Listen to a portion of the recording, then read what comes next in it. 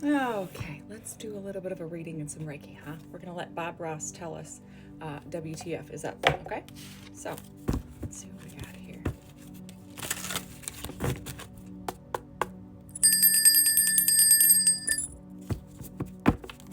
All right.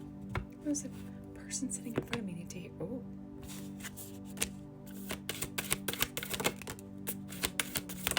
Oh, how cute.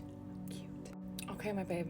Okay, overall message here, overall theme of this whole entire spread that just fell in front of me is all about your overall masterpiece, okay? We have the talent, we have the masterpiece, and we have the happiness guru, okay? With these three cards, if you aren't doing what you love, then what are you doing it for?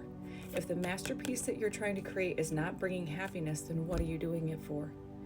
And then we also have this talent card right here. The talent card represents all of this energy that is,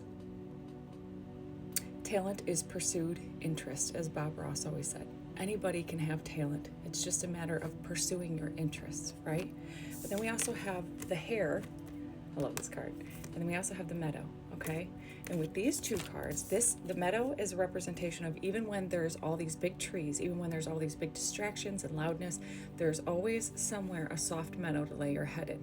Just take a rest and gaze around. But then we also have the hare. Now the hare, if you didn't know this about Bob Ross, when Bob Ross had his perm, okay, wasn't real. He actually got a perm because he couldn't afford haircuts to begin with. And so he used the perm as a way to kind of mask the fact that he couldn't afford that. And by the time he could afford haircuts, it had already become his staple piece. And everybody loved it about him.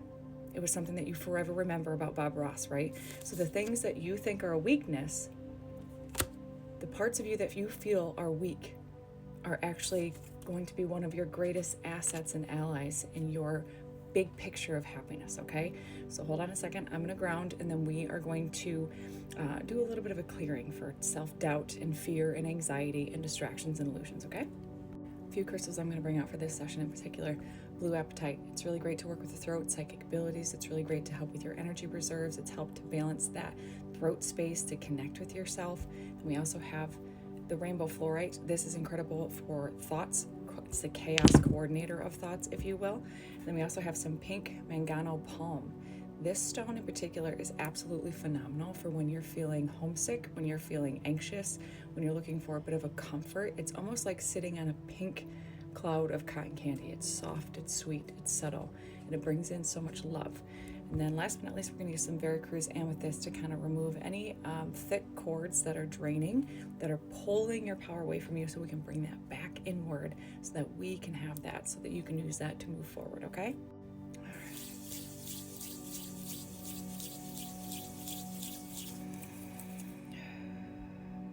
And then, of course, I brought out some selenite, too. Selenite is really, really great to help remove anything that's sticky or stagnant. Start towards the crown, okay? Because you do know that, and this is the other thing I keep hearing, if you are wondering what the world is missing, take a look around. Take a gaze, look around, and see, what do people need? What is needed in this world? Now, how can you compare what is needed, and it's not even comparing, how can you merge what is needed in this world with your own, all of your own abilities? And there's a beautiful yellow butterfly that floated by just now, and it's all about solar plexus. But I'm going to work in the crown, the third eye, the throat, and the solar plexus for this session, okay? So let's do that. Just want you to breathe. But how can you use your unique abilities and merge it with what is needed in this world without being a version of somebody else? Because we can be similar, of course, but when we try to copy paste, because we think that's the box that we have to sit in, right? We're not allowed to be different. You see, fun story about when I first started my practice.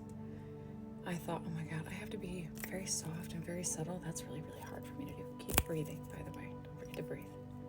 I have to be soft and subtle. I'm not a soft and subtle person. I'm loud, I'm vibrant, I am wild. And I thought to myself, I don't understand why this doesn't feel right. I was trying to mold myself into being just like any other energy healer or practitioner.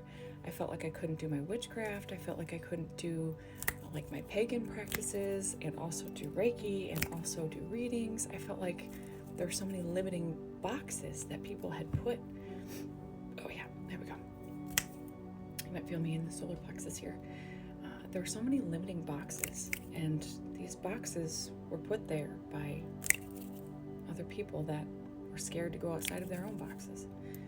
And the most beautiful thing happened when I finally allowed myself to create my own permission slip. Whether it was right or wrong in my life, which there really is no right or wrong anyways, but whether it was in alignment or not, before too long my body would tell me it's in alignment or it's not in alignment. If it's not in alignment, your body will start to not agree with it. You might notice breakouts, soreness, illnesses. You might notice extreme anxieties. You might notice things kind of falling apart all the time. But there's a difference in between what is not in alignment and you projecting your fear into the world. Because here's the thing, the more that I was fearful of people judging me for what I did and how I did it, the more I was met with all these people judging me for what I did and how I did it, the more I was met with even certain practitioners that would tell me, you can't be a shaman and a witch and an energy healer all at the same time. I'm sorry, what? That's what I'm doing, and I'm really good at it. How can that be?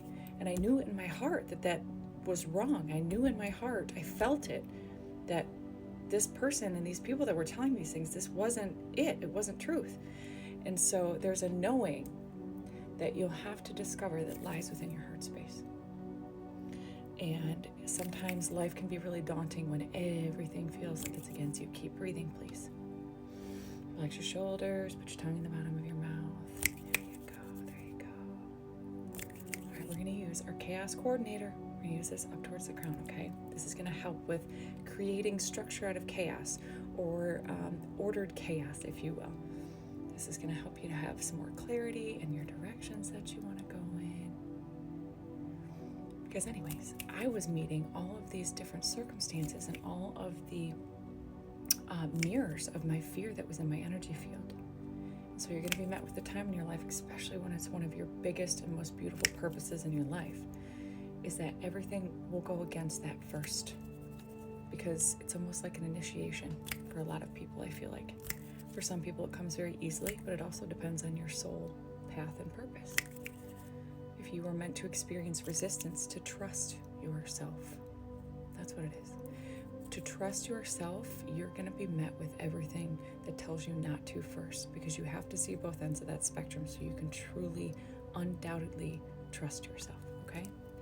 Now, we're also going to use some blue apatite here. My blue apatite is absolutely incredible to work with the throat. It's great for any sort of like energetic rebalance.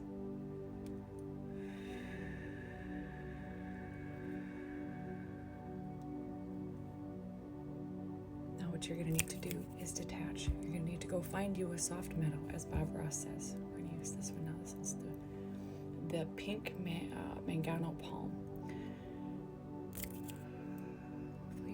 Just a wave of relaxation, ease, because what we're really aiming for here is to really curve the anxiety, right?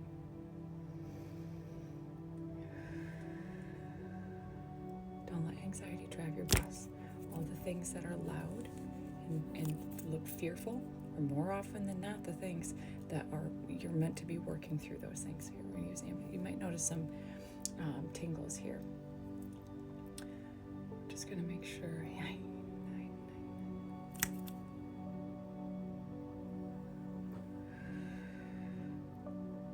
Hopefully you'll notice a little bit of relief in any pressure that you've had.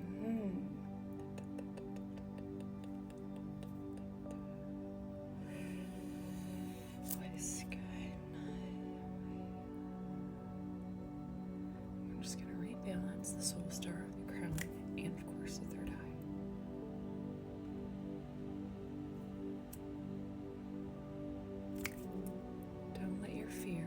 Insecurities make an impasse for you to your dreams, okay? That bridge is fully present in front of you. Merge what is needed with your own unique abilities, okay?